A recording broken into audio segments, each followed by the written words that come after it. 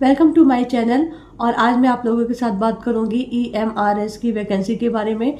EMRS Eklavya model residential school जो एक autonomous body है सेंट्रल गवर्नमेंट की, जैसे NVS होता है, KV होता है।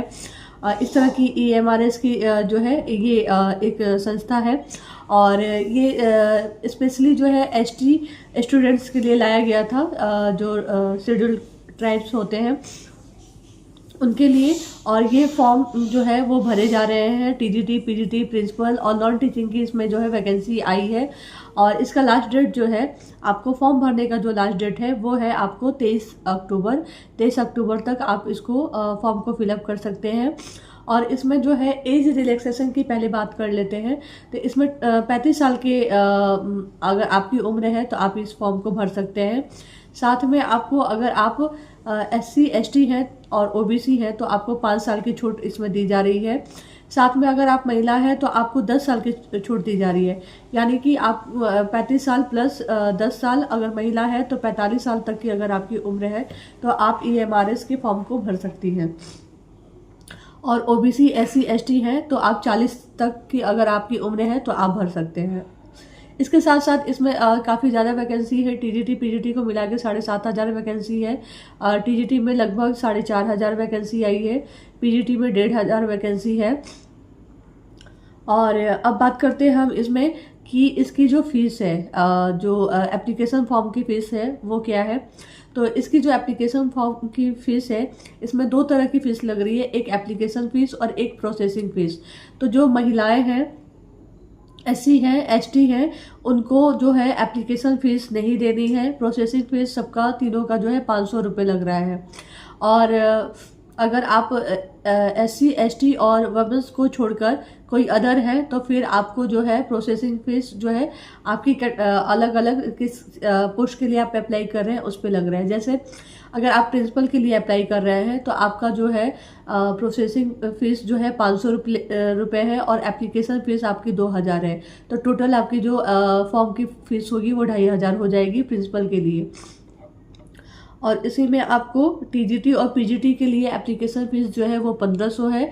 साथ में प्रोसेसिंग फ़ीस जो है वो 500 रुपये है, यानी कि 2,000 रुपये जो है वो आपकी फ़ीस हो जाएगी। नॉन टीचिंग के लिए जो फॉर्म अप्लाई करेंगे उनके लिए जो है प्रोसेसिंग फ़ीस जो है 1,000 रुपये है। प्रोसेसिंग फ़ीस 500 है और एप्लीकेशन फ़ीस 1,000 रुपये है। तो नॉन टीचिंग के लिए 1,500 के जो है ये फॉर्म होगा, आपको देना पड़ेगा। इसमें एग्जैक्ट जो डाटा दिया है वो प्रिंसिपल के लिए 225 है, PGT के लिए 1,460 वैकेंसी है और TGT के लिए 3,962 है। तो इतनी वैकेंसी इसमें आई हुई है, आप ये फॉर्म भर सकते हैं। अब हम बात करते हैं कि इसका एग्ज़ाम कैसा होगा। तो इसका एग्ज़ाम 2 टीयर में लिया जाएगा। पेपर 1 और पेपर 2, मेंस प्री और मेंस होगा। तो अभी हम बात करेंगे कि प्री में जो है उसका क्या क्या सिलेबस होगा, क्या क्या पूछा जाएगा। तो आपको प्री में जो है GA पूछा जाएगा, 10 क्वेश्चन होंगे उसके, 10 मार्क्स के होंगे। जनरल अवेयरनेस जो होगा वो आपका 10 क्वेश्चन होगा, 10 मार्क्स का होगा। फिर रीजनिंग आपकी 15 क्वेश्चन होंगे, 15 मार्क्स के होंगे। ठीक है, उसके साथ ICT यानी कि कंप्यूटर बेस्ड क्वेश्चन होंगे। कंप्यूटर बेस्ड क्वेश्चन आपके मतलब नॉर्मल होंगे, क्योंकि जैसे KV NVS इसमें क्या होता है ना कि टीचिंग जो टीचर्स होते हैं उन्हें कंप्यूटर बेस्ड जानकारी होनी चाहिए, क्योंकि उन्हें रिजल्ट बनाना खुद से होता है और भी कोई जो ईमेल पे लेटर्स आते हैं उनका रिप्लाई करना। तो इसके लिए बेसिक नॉलेज जो है वो कंप्यूटर की ये मांगते हैं। तो इसमें जो ICT है, कंप्यूटर बेस्ड क्वेश्चन जो होंगे वो 15 क्वेश्चन होंगे, 15 मार्क्स के।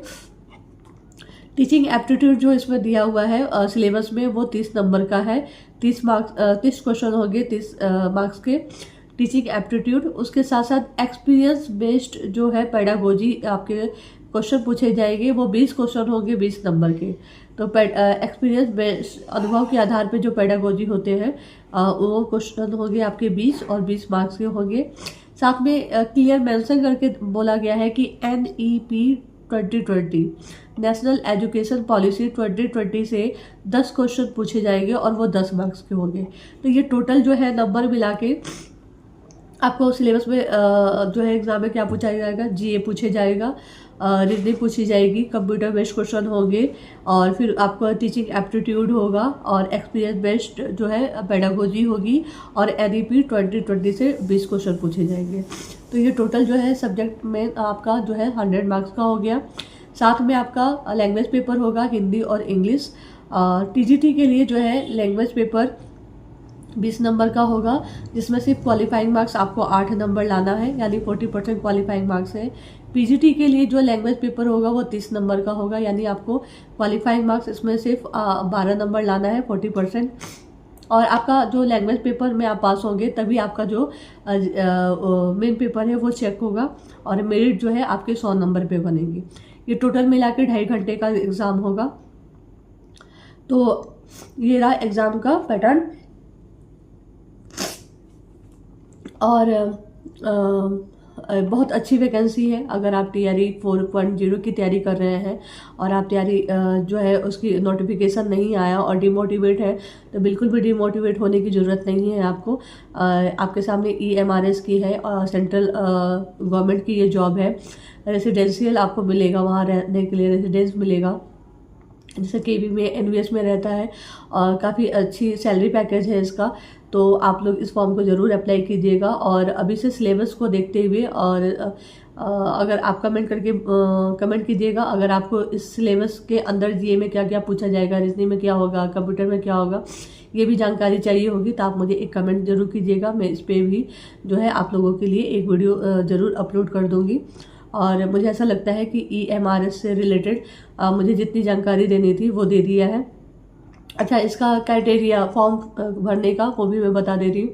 अगर आप टीजीटी के लिए अप्लाई कर रहे हैं तो आपका जो है ग्रेजुएशन होना चाहिए प्लस बीएड होना चाहिए। और अगर आप जो है पीजीटी के लिए अप्लाई कर रहे हैं तो आपको पोस्ट ग्रेजुएशन होना चाहिए और साथ में बीएड होना चाहिए। तो ये है, आप एक बार फिर से जाकर जो है sarkariresult.com पे जाकर आप ईएमआरएस की वैकेंसी को एक बार फिर से उसके नोटिफिकेशन को देख लीजिएगा, फॉर्म जरूर डालिएगा, तैयारी कीजिएगा, क्योंकि काफ़ी अच्छी वैकेंसी है, अच्छी जॉब है। तो इसमें आप लोग अभी से लग जाएंगे तो इसका जो है मुझे ऐसा लगता है सिलेक्शन पक्का होगा, क्योंकि इससे पहले एक बार एग्ज़ाम हुआ है इसका पिछले साल, और उसके बाद फिर अभी ये दूसरी बार एग्ज़ाम हो रहा है। और ये जो है बहुत कम लोगों को पता है ईएमआरएस के बारे में कि ये कैसी जॉब है, क्या है, क्या सैलरी है इसकी, कैसे एग्ज़ाम होते हैं, क्या पैटर्न है। तो बहुत कम लोगों को जानकारी होगी, जिसकी वजह से मुझे लगता है कि बहुत लोग तो फॉर्म ही नहीं भर पाएंगे, क्योंकि उन्हें जानकारी नहीं होगी।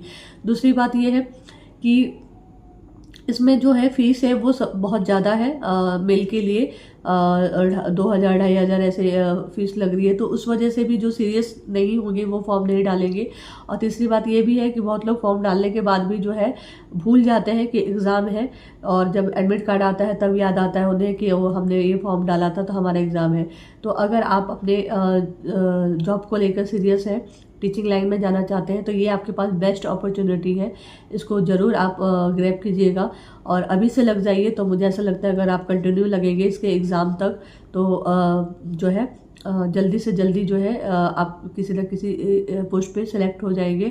और ये मुझे लगता है कि विदिन 6 मंथ के अंदर इसकी ज्वाइनिंग भी हो जाएगी, क्योंकि सेंट्रल गवर्नमेंट के जो एग्ज़ाम होते हैं वो फटाफट होते हैं। तो फटाफट जो है इसके फॉर्म भरे जाएंगे, एग्ज़ाम डेट आ जाएगी, और मुझे लगता है कि इसकी ज्वाइनिंग विदिन 6 मंथ हो जाएगी। और अगर आपको ये वीडियो पसंद आई हो तो प्लीज़ इसको लाइक कीजिएगा, कमेंट कीजिएगा, सब्सक्राइब कीजिएगा और लोगों के साथ शेयर कीजिएगा। Thank you.